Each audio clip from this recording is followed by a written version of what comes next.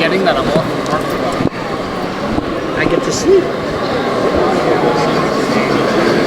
This is Hannibal from the... You better have my money. Okay. Sorry. Go back ahead. Hannibal here from thehannibaltv.com with the Road Dogg, Jesse James, who I believe you're still working for WWE, and you've had a long career. I've followed it from WCW, from your days singing for Jeff Jarrett. What are you up to these days? I've done karaoke a couple of times too, but it was drunk karaoke, and it was about as bad as the performance we had at the Hall of Fame. But yeah, so I'm still with WWE. I work down at NXT, working on their live television shows every Wednesday, kind of a creative consultant and a producer on the television show. So having a really good time and loving Wednesday nights, I think, just like everybody else. Yeah, it's interesting. I don't know if you could really talk about this, but do you think they're going to use more main roster stars to kind of give it a quick boost to kind of get ahead in the competition? Do you think we're going to continue seeing the slow and steady rise? Look, I think we use the mantra a lot. It's a marathon and not a sprint.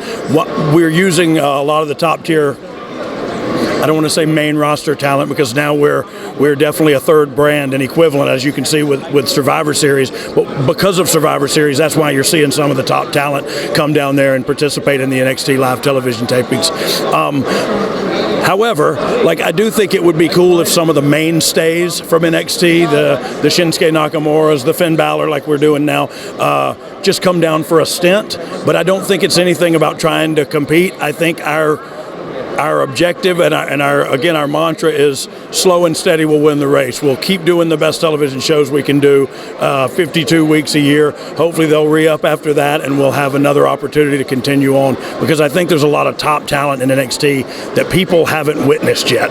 The Adam Coles of the world, these guys, the UE as a whole, the Velveteen Dreams, Matt Riddle, a lot of guys, Keith Lee, a lot of guys, the list goes on and on. A lot of guys that are really good at what they do, and the world just hasn't had an opportunity to see them just yet. So I think we're going to stick with our roster because we're pretty proud of it. People like to pick on the creative a lot on the internet, but it's one of the toughest jobs, if not the toughest, in the wrestling business. All the stress you have to create television every week, and 2 or 3 hours in some cases. How much time do you put into an average work week when you're working on a big show like SmackDown? Well, I was literally sitting here signing autographs and trying to reply to a text thread and email thread where we're coming up with the creative for this coming up week. So you're never really off when you work on the creative team. It's kind of a 24/7 gig. Look, I know better than anybody because of the hashtag Fire Road Dogg campaign that went on about my handling of SmackDown, but it's a lot tougher than people think. They're not having to keep the lights on. They're just fantasy booking, and so a lot does go into it. It is a full-time job and a stressful one, to your point. And for your wrestling career, last question here, because I know you're busy, as you just mentioned. What's your favorite match of your career? You've had so many. I've been asked that a few times here today, and I think it would have to be the dumpster match with Billy and Mankind and Terry Funk. It really put us on the map.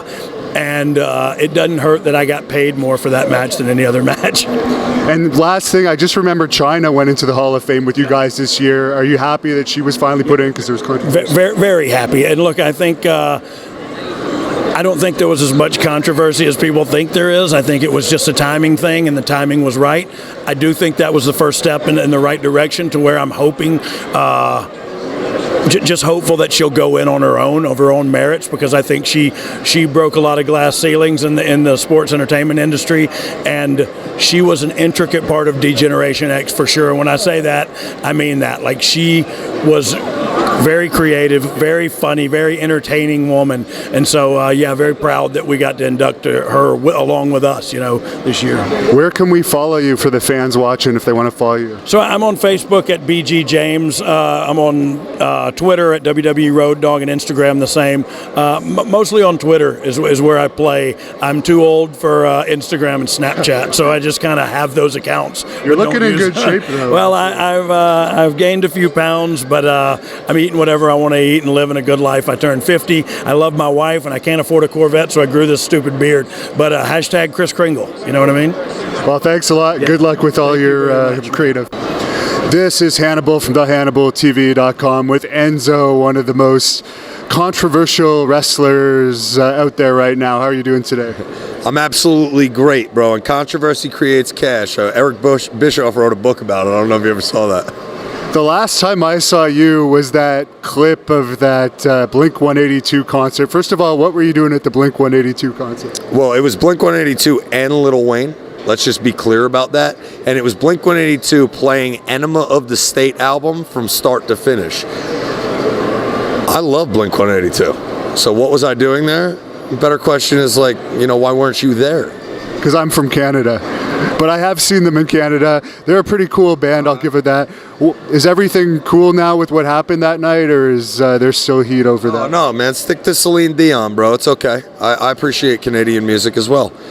Beyond that, you're talking about a guy I call Joey Geneva.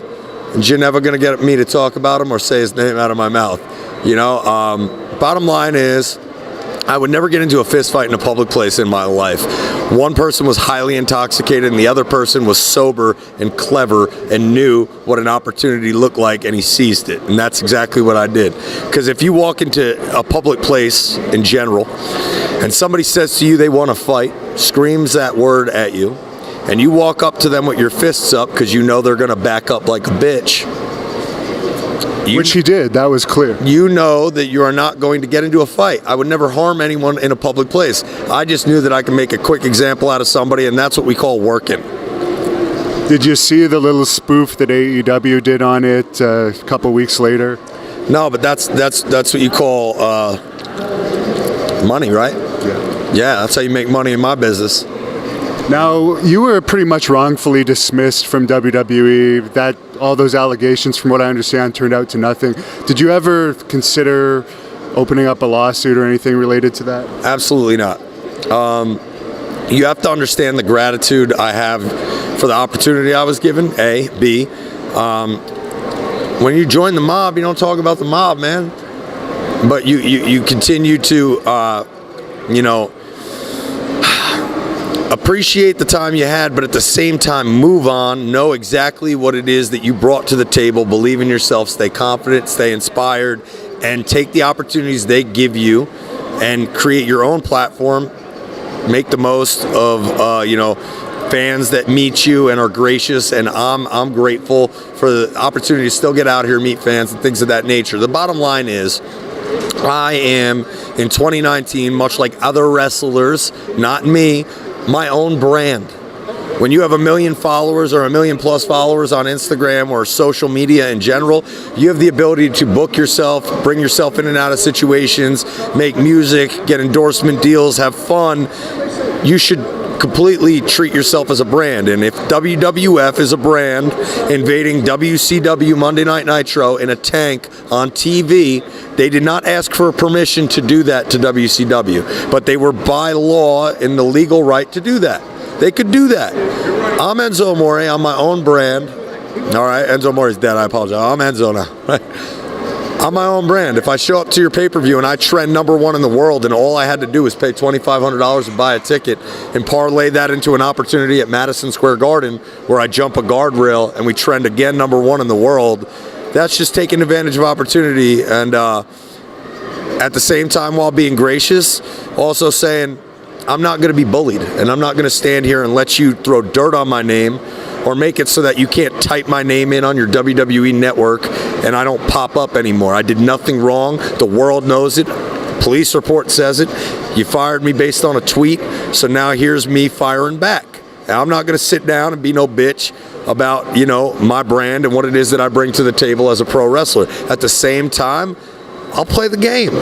It's a game, man. It's pro wrestling. It's a work. It's not real life. So many times people watch a television product and they think because they're watching a show that person is actually like that. Well, we all know Kane doesn't breathe fire and he's not The Undertaker's real brother. So I'm Enzo, but at the same time, I'm Eric, man. I'm a real person too. And, I can play the game as well as anybody.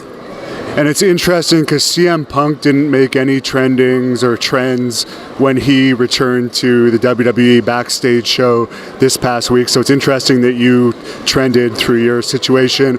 But one thing I want to ask you about before we close up here is before the unfortunate relapse that Cass had a little while back, it was reported in the Wrestling Observer that you and Cass were going to be brought into NXT. Where did that report come from? That report definitely came from them. Okay. I didn't start any rumors. Let's just be clear about that. And I do have confirmation that it was not obviously me. It was somebody in their organization. So my phone's been ringing. I'm not saying it's WWE. I'm not saying it's the other organizations. I'm just saying I'm a free agent in the pro wrestling world. And, you know, I have my own show on November 23rd at the Comedy Store with the Store Horsemen, Brian Pillman Jr., Pentagon Jr., Ray Phoenix, David Arquette, Joey Ryan versus Priscilla Kelly. That's who he's wrestling. It's an intergender match. We got some incredible talent. Darby Allin. You know, these people are stars in our world. And I see an opportunity to infiltrate a market of pro wrestling that doesn't necessarily bind me contractually or put me on the road for 100+ days in a year. I'm enjoying my time with my family, my friends, and you were here at the meet and greet today. You saw how the love is here in Albany. This place was packed for 4 hours straight, nonstop. Fans coming up to me, and I've been out of wrestling for 2 years. The fact that a WWE platform afforded me the opportunity to still make good on my name with my fans, I can't be mad at them for the opportunity they gave me. The onus is on me now, what I do from here. So that's all I'm concerned about is the here and now. Never say never as far as, you know, pro wrestling goes, but I didn't start no rumors, and my phone's been ringing, and that's all you're getting out of me. And where can the fans follow you? You mentioned you have something like 100,000 or a million followers. Yeah, you can find me on Instagram and Twitter at Real1, REAL numerical 1. And on YouTube, it's Real Space 1. So Real Space 1, Real 1. Any last message to the fans here to close it off here at Heroes Hideout's event? Yeah, man. Thank you guys so much. Anybody in the New York area, Albany, I know people traveled from Brooklyn today to meet me because they were working yesterday when I was in Brooklyn. So the fact that fans, you know, that are still coming out here, still saying what's up, still want to know when I'm going to pop up next, keep your eyes open, keep your ears open, keep your mouth shut. I'm out here. I'll be out here. I'll be out here. But rumors, speculation, I'm not starting any of it. If anybody's starting rumors, it ain't me.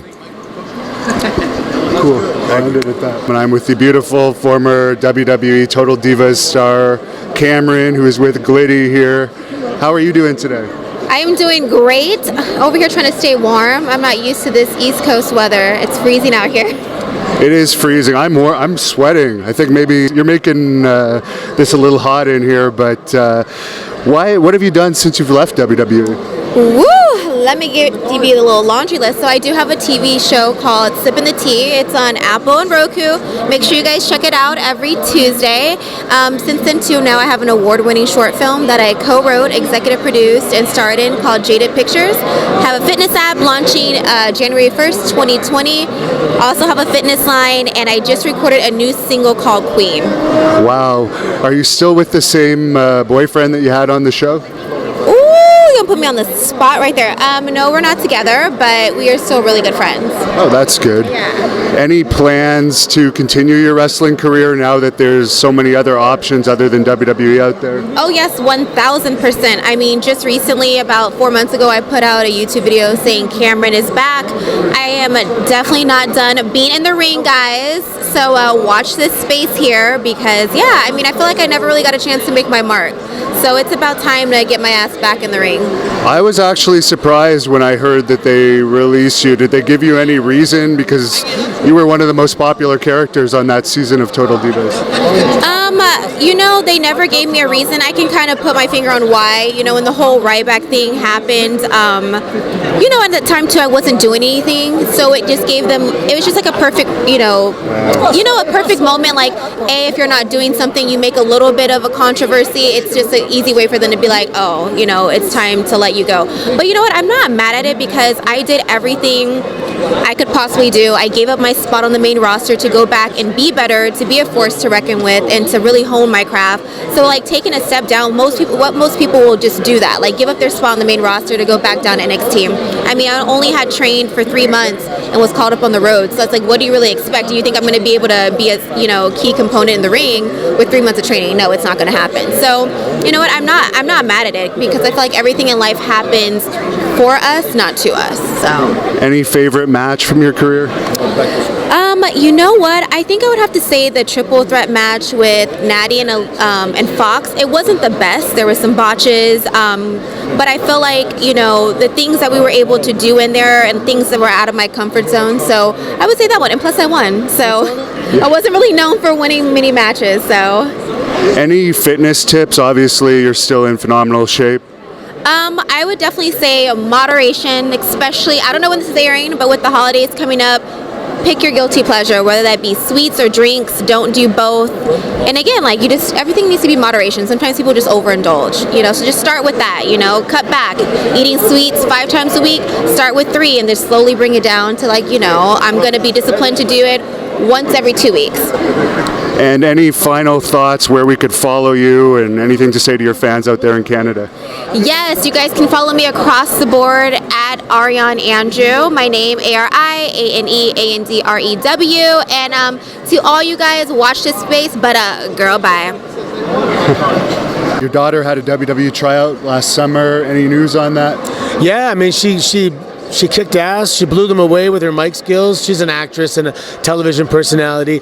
She just needs to crisp up some of her offensive maneuvers, and yeah, they're very interested in her, and they're going to keep their eye on her. And as soon as she gets up to speed, she's only been wrestling a year, just over a year. So I imagine within the next year, you'll hear some big things with her. She's a superstar waiting to happen. Is there any truth to the rumor that they were thinking of doing a development league based out of your training center in Canada? I've been pushing for that for a long time. And right now the Canadian athletes go to Orlando, so there's not really a desire for it, but I'm still going to push for it. We have a tremendous, deep talent pool in Canada, and we could easily have 30 top-tier guys to support and sustain a developmental program. So we'll see. Maybe we'll do a tournament, Canadian tournament, and the winner goes for the North American Championship. I'm always going to be pushing for that, and I'm getting some of those stem cell injections in my back January 2020, so if my back gets well enough, I might wrestle again for another couple years. So with my daughter coming and potentially me coming back, I want to draw a lot of attention to what we got going on. I mean, I live in Ontario, so I can speak for Ontario and kind of East. I'm not so familiar with the independent talent West, but I know that we have a vast talent pool out West as well. Yeah. I know Destiny uses your place. Of course, there's Great North Wrestling, Impact Wrestling tapes at your facility as well. And we got Smash and Super Kicked and Crossbody. There's a lot of a Can-Am dojo. We have a lot, and it's not just a lot. It's not just quantity; it's quality. Bruiser and I went to school together, and he was going to go to Japan, so the Funks wanted him to drop the belt to one of them or Ricky Romero or whatever, and he didn't like any of them. And if Bruiser didn't like you, you were just on the outside looking in. So he said, "No, I want to drop it to Scott." And they all looked at me, and I said, okay. And they argued with him for a little bit, and finally he said, "If you don't take Scott as your champion, then I am going to leave with the belt." How are you going to tell a guy 6'6" and 300 pounds you can't do this or do anything? I mean, what a monster he was. And good and kind-hearted if he liked you, and just a miserable you-know-what if he didn't like you. I mean, he's just that kind of person. So I wrestled in Corpus Christi one night, and beat him right in the middle with a sunset flip. And he left. I had the belt and held it for about almost a year. So I was drawing him money, and that's the name of the game. If you draw, you'll stay there. If you don't, you'll have to go. What was he like in school? A very intelligent man. He majored in journalism, believe it or not, and he was always up on the latest things that the journalists did, and I appreciated that. We talked about something besides women and booze and hangovers, and a very intellectual person. And once he kind of got the idea that I can draw a lot of money being a mean SOB, he just went full bore, and the people loved it, And as far as the schooling goes, he was very intellectual, made A's and B's all the time. Any theories on the real reason why they murdered him? Do you think it had something to do with money that he was owed by the company, or do you think it was just a personal vendetta? Probably a combination of both, because if they owed him money, he was going to be miserable to them. And a personal vendetta, he was going to be miserable to that person. He could be a real ass when he wanted to. And I used to tell him, Frank, you don't need to do that. Yes, I do. Okay. But anyway, that's just the way it was. It just, his personality, if you rubbed him the wrong way, you were going to be squashed like a bug. And he was just that way. I said, one of these days, somebody's going to do you in. He laughed at me, but sure enough, they did. Did you ever see him in action in a bar fight or a street fight, going out with him over the years? No, he did not go to the bars that much. I never saw him in a bar. But he would go to the 7-Eleven and get his beer or whatever and go back to the hotel and drink it there. He was notoriously good with his money. Oh, very frugal, very frugal. And Barbara, his wife, probably still living off of it. I'm with the gorgeous Alicia Atout, who is from Toronto, but she's here today in Albany, New York, at this Heroes Hideout event. If you don't know, if you don't watch Impact Wrestling, she was an Impact Wrestling commentator. She's done work for AEW, and she does a lot of music interviews. I've actually seen some of them, but how are you doing today? I'm fantastic. What a lovely intro. I'm excited to be on here. I'm with RDP Promotions this weekend doing a bunch of shows for this mini tour, and I'm having a blast. It's fun. Tomorrow you're going to make a big announcement because you're actually an independent contractor right now. You're not actually signed. There was a rumor you were signed to AEW, but I guess... Everyone, I think, just thinks it's such a good mix. Like, there was like a Sign Alicia hashtag. I get tweets daily about it. I think they just think like it's a great fit. I did Double or Nothing. I did All In. So I think it was just an assumption. I've never once, come out and said that I was signed. But people stir stuff. It's the internet, so let them think what they want to think, I guess. What's been the highlight of your AEW work so far? Honestly, just being in like a very friendly, loving locker room. That's a really lovely thing to see, because not every locker room's like that, just being blunt about it. But also just the fact, I remember at Double or Nothing, I did a promo with Kylie Ray, and that aired, and people just like freaked out the moment that first I was on screen, I got a pop, and then when she came in, it just erupted. And knowing that the fans care and they actually, I guess damn's not really a curse word, they give a damn, it's awesome to see. So it's just fulfilling. And of all the musicians you've interviewed, what's been your favorite so far, band or musician? Ooh, that's so tricky. My first interview ever was when I was 16 years old, and it's a band from across the pond called Bombay Bicycle Club, like an amazing indie British band. And I actually got to interview them again last month. And when I did my first interview, I sucked. And now I feel like I'm a lot better. So it was very full circle for me. So that's probably my favorite, but also Metallica. Like, that was like, that was a really cool moment. You've blown up pretty big just in the past 2 years, because I remember a couple of years ago, I was scouting my competition on YouTube, and I was looking at you saying, wow, and now you've like become a big superstar. So any tips, any advice on being a great interviewer to not only me, but anyone out there? I genuinely feel like the biggest part of it is just have fun, be personable, and I feel like people love talking about hobbies and stuff. Like, I always enjoy getting into people's histories and how rich that is, but just being able to talk about stuff you like that's why I love interviewing. You know, I get to learn little tidbits and facts about people I never knew before, so that's kind of my favorite part. Just have fun. So let's steal from that. What's your hobby that we might not know about other than interviewing people? I really love coming home from like a long day or traveling, ordering a burrito and playing video games. Like, there's this game I have I still play my GameCube, guys. Like, I love my GameCube so much. And I play a game called Bust a Move, where it's like you have all the bubbles and you gotta like use the little thing there to line 3 in a row and they pop. Mario, I love playing Mario Kart online. So yeah, just chilling out playing video games and eating burritos. Have you played this WWE 2K20 that people are saying there's all these glitches with? No, but all you see on the internet, whether it's a wrestler being like, I look like that, or fans being like, what's going on? I've seen a lot of it. So I haven't played a WWE game since I was like 14, and it was the one where I remember I'd have like Stone Cold and The Rock in a kitchen, and you could take a watermelon and like smash it over someone's head. That was my go-to move. But yeah, I have not played the new one yet. So where can people follow you if they want to find out about this big announcement tomorrow, which I don't even know what day it is today. What's the date today? Today is Sunday the something. 17th? Yeah. Okay, that makes sense. I think it's the 17th. I think. So the 18th. The 18th is your big announcement. Right. I have partnered with a company who have a very cool television deal, and they want to bring me on to do their backstage interviews, and I'm very, very excited about it. I'm very humbled to be a part of this company because they have a lot of cool stuff going on. So yeah, just stay tuned for that when I announce who I will be with next. Any chance of seeing you in the ring as a performer? No.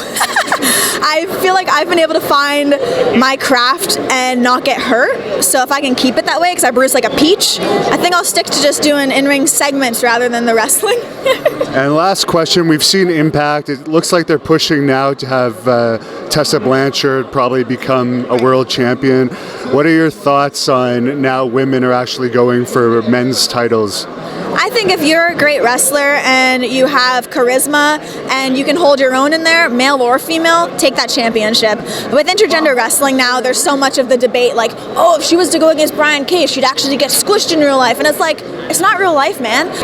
Well, thanks a lot for talking to us. Any final message for the fans here? Honestly, just thank you so much to everyone who supports me, has watched, liked an interview, commented, tweeted, like anything. It means so much because I started this site as a blog. It was a hobby. I had no interest in really making it into a career, and it just organically blossomed into this. And I now have the fan base and the friends in wrestling, and it's an amazing journey I never expected. So just thank you guys for caring. It really means a lot. And thank you. Congratulations and good luck on your big announcements. Thank you so much. Bye, guys. And I'm with a guy that I have a lot of respect for, Oleg Prudis, who was also known as Vladimir Kozlov in WWE, and now you're a big movie star. How are you doing today, sir? I'm doing excellent. I'm so excited to be around wrestling fans.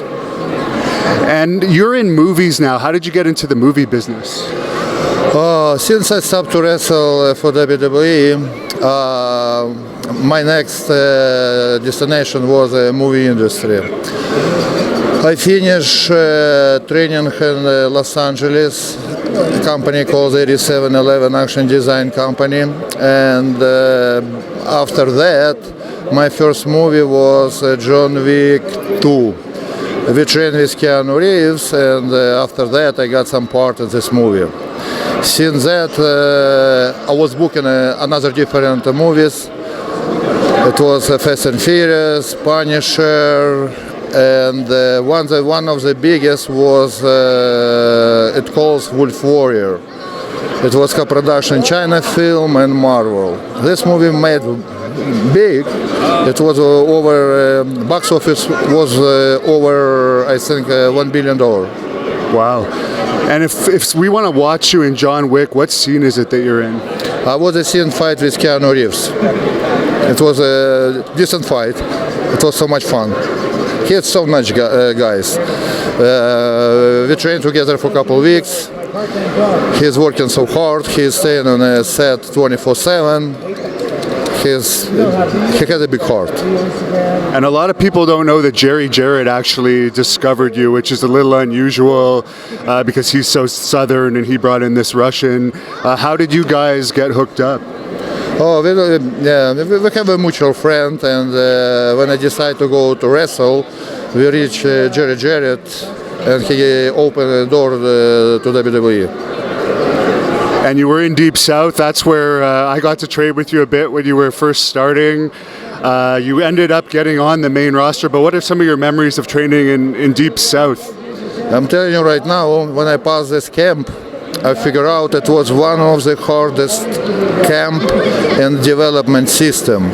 We worked so hard, 12 hours a day, non-stop. It was very hard camp, very hard. I don't think so WWE has camp like that right now. Bill DeMott, I know he respected you, but I found sometimes he was a little harder on you than others. He'd make you do extra cardio sometimes. No, he tried to push me over the limit. He said, "Oleg, I will push you more, you can perform better." That's what about. And when you were finally called up to WWE, you had a good run there. Is there any highlights of your time in WWE? I think I get very good experience with Triple H because I stayed with him on a ring almost like 7-8 months. It was a nice program. Thank you so much for that. He opened world to the wrestling. I'm very appreciated. And I had a good run with Undertaker. Also with one fun one was with Santino Marella, with my tag team partner. We wrestled together in OVW, Louisville, Kentucky. We create very good team, and after when I started to wrestle for WWE, we had a different directions. And after a while, we figure out again, because we came together from real sport, not real, like he came from judo, I came from samba, and after we decided to together create a new tag team. I think this run was very fun and so excited. What was The Undertaker like behind the scenes to work with? He's such a legend. Yeah, he's a legend, and it was my honor wrestle to Undertaker. He's a very nice guy. He's very helpful. He helped me a lot too. He explained me about psychology, all the stuff. I respect this guy so much. I respect Triple H. I respect all guys who spent lots of time with me on the ring. Because when I came to WWE, I didn't have so much experience in this type of sport. So they helped me a lot. I'm appreciated because based on WWE, I still around entertainment business. I'm doing movies, and my face still worldwide recognizable. And last question, because I know you got some autographs to sign. You were going to fight MMA after you left WWE, but that fight never materialized. Why did you never actually get into MMA? I'm telling you why. Because I talked to Bellator, I talked to another MMA company, and back of the days I got more opportunity from movie industry. So movie industry, it was my dream since I left WWE. So I decided to go this direction. And also we open right now a production company in Miami. We start to produce TV series, movies. I'm involved in production side too. And you're also ripped now. You were always big, but you were never as cut as you were in WWE. Yes, that's right. So when I wrestled for WWE, I was like 325 pounds, but right now 275, 0% shredded like a crazy. I'm prepared for next big role in my next movie. And where can people follow you on social media? I have Instagram, I have a Twitter on the WWE site. WWE Vladimir Kozlov. You can find me over there. I have a bunch of nice pictures. Yeah, I've actually followed you on Instagram, and you definitely have some nice pictures. It's been a pleasure. Congratulations on all your success. Thank you, sir. I love WWE. With ODB with a cool shirt here. I'll pull your pork. It never works though. Everyone just laughs at it. Come on. So what are you doing nowadays? You're back on TV, from what I understand. I'm getting maybe another run in wrestling. I don't know if you guys all have been following me. I do have a food truck business for the past 3 years, and it just recently burnt to the ground. I had a huge fire with it. It was right after StarCast. I was at the AEW All Out pay-per-view with it, and went home, and bam, the bitch blew up. Yeah. So I'm going through a lot. I mean, but thank God the wrestling family has reached out to me, and so TNA Impact, I'm doing some stuff with them, and hopefully with another promotion coming out soon. And I'll be, getting more wrestling, but now I'm rebuilding my food truck, so we'll be up and ready, hopefully spring of 2020. What's your specialty? Obviously, pulled pork's got to be up there. I'm a barbecue pit master.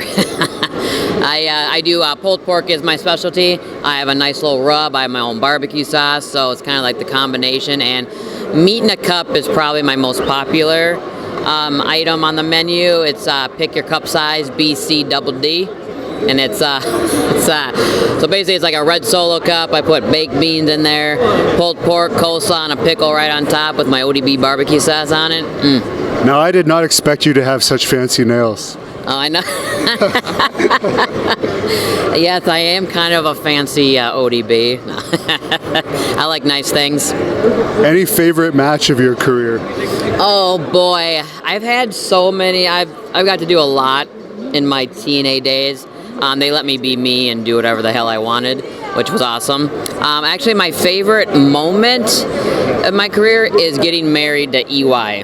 That was so fun, and the best part of it is so we got married in a steel cage, and then of course because EY liked to take his pants off a lot. Yeah. So then of course I took my wedding dress off, so I'm in bra and panties. So we're going backstage, and the first person I see is Hulk Hogan. He's clapping. He's like, "Wow, that was an awesome, wedding. That was so fun." So I'm standing there hugging Hulk Hogan in my bra and panties. I was not awkward at all. So yeah, that was actually a proud moment right there. And if people want to follow you or actually come to your food truck, where can they follow you? Follow me on Instagram, Facebook, the Twitter, at the ODB BAM. And go to my Facebook page, the ODB's Meet and Greet. Go check it out. I post every day. So I'm rebuilding my food truck. So now you can follow my new food truck and see where I'll be at next year. Excellent. Well, looking forward to seeing you again in these major companies, and best of luck with your food truck now that you're getting it going again. Well, thank you. I'm excited. I'm rebuilding so I get a brand new one. I'm excited for it. Oh, yeah. Here with WWE Hall of Famer Hillbilly Jim, who I did a phenomenal 2+ hour shoot interview with last night. But there's one thing we didn't discuss in the shoot interview, and that's that this big old country boy is now a vegetarian. Yeah, I don't eat meat. That's probably something I probably should have done Hannibal a long time ago. There's some reasons for it, some health conditions, and I had noticed as I go through this thing called life that I just wasn't responding like I was before. And upon all my individual reading and my research that I'd done on my own, I found out that some of the things that I was doing that I thought I was helping myself with, I wasn't helping myself, and all this stuff was kind of making me feel bad. And the best laboratory you got is yourself. So from my workouts and from my personal conditioning and the way I feel and whatnot, I just changed to where I don't eat any meat whatsoever, not no fish, no chicken, anything that comes from an animal. I try not to eat it all. I do whey protein. Anything from plant-based is mainly what I'll have, like beans and things like that, and I'll have a little peanut butter from the nuts and berries and things like that.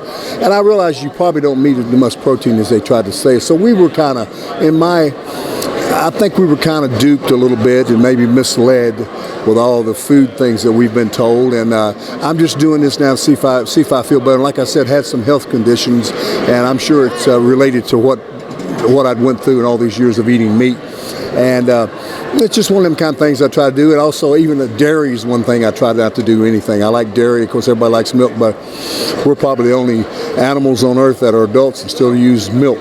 Only animals usually do that or when you're a baby. So some of those things that you hard to learn, and due to the fact I found out that our teeth aren't really that made for eating large amounts of meat. We're more like plant eaters. But anyway, I'm doing that now, and Hannibal, I'm glad you let me tell everybody about that. I don't suggest you do anything you don't want to do, but I do suggest you arm yourself with information. And what you do about that is just find out if it's going to work for you and experiment a little bit, because the sooner you can get a good idea and get on it, the better it'll serve you in your life. So that's the deal. And finally, you want to tell people where they can listen to you on Sirius FM. I know you don't have any social media, that's right. I'm not much of a social media guy.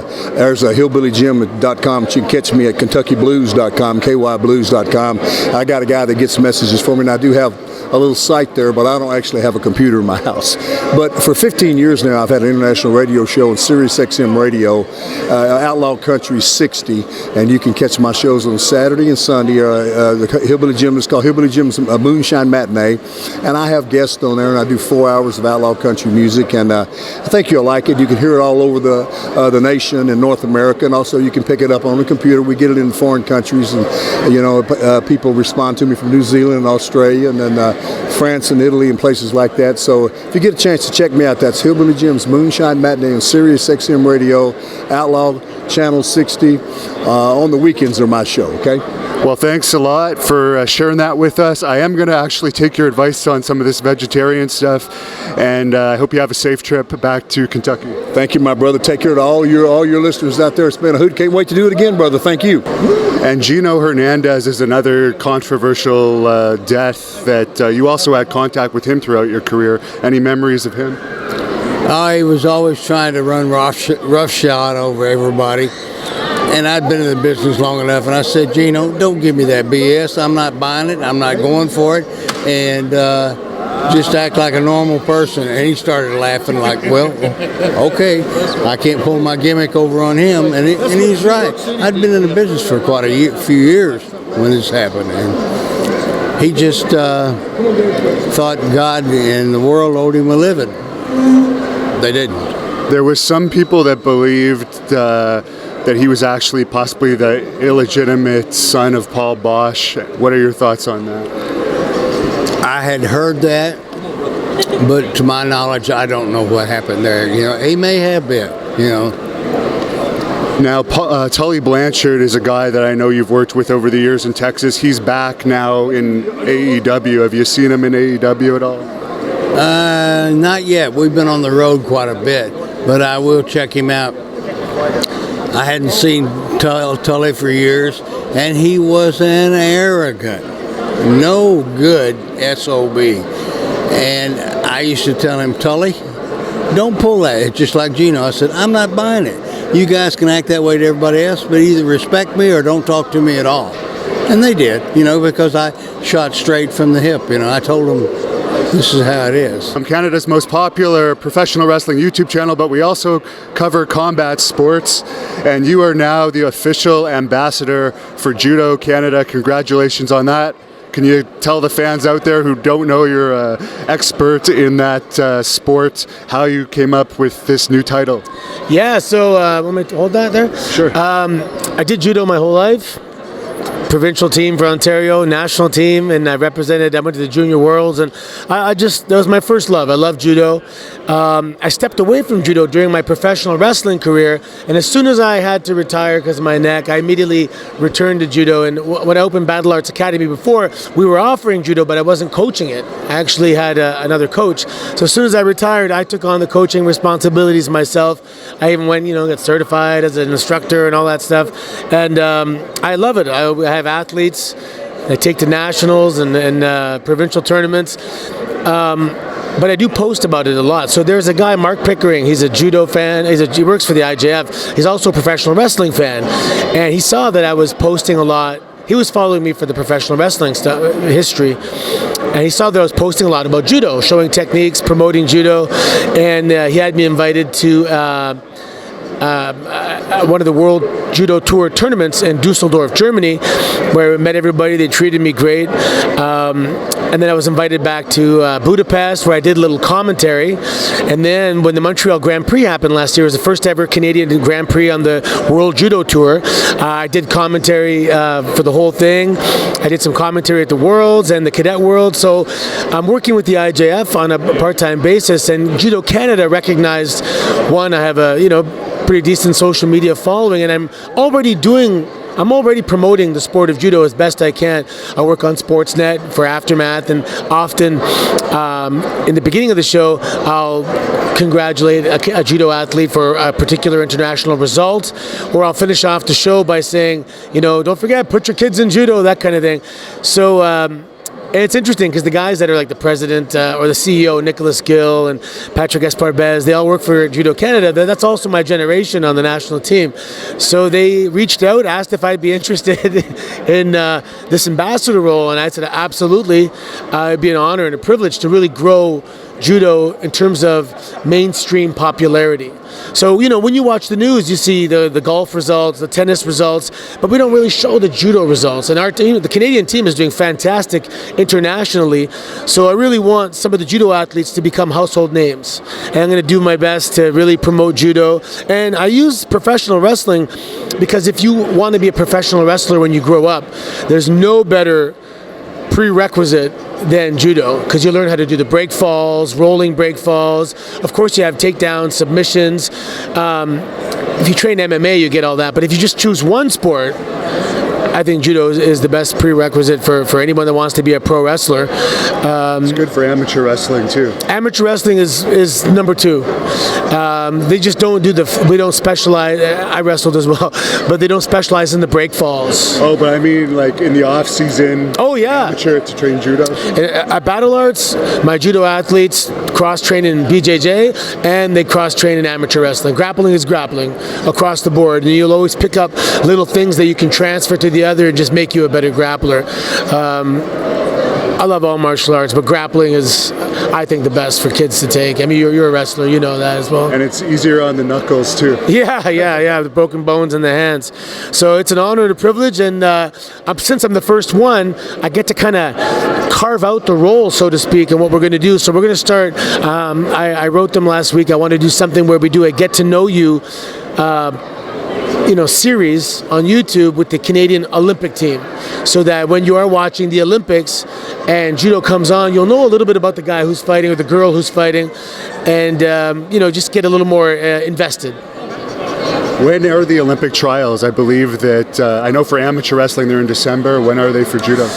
It's different for judo. We don't have trials anymore. Throughout the year for the World Judo Tour, you have to qualify yourself internationally with a certain amount of victories at higher level tournaments. So I think the team is pretty much sorted out. There may be a few last minute tournaments that guys could qualify, but I think for the most part it's pretty much determined. Well, thanks a lot for talking to us. I appreciate it. Where can people follow you on Judo Canada and your personal? Yeah, my personal stuff is Milan Miracle for Twitter, and for Instagram, The Milan Miracle. And yeah, I'll be posting a lot of links for stuff for the, YouTube and Judo Canada and the IJF, and we'll all be trying to work together, even CBC and Sportsnet. We want to promote the Canadian team as much as possible. Well, thanks for taking the time to speak with us, and congratulations. I'm really impressed with your new position. Thank you so much.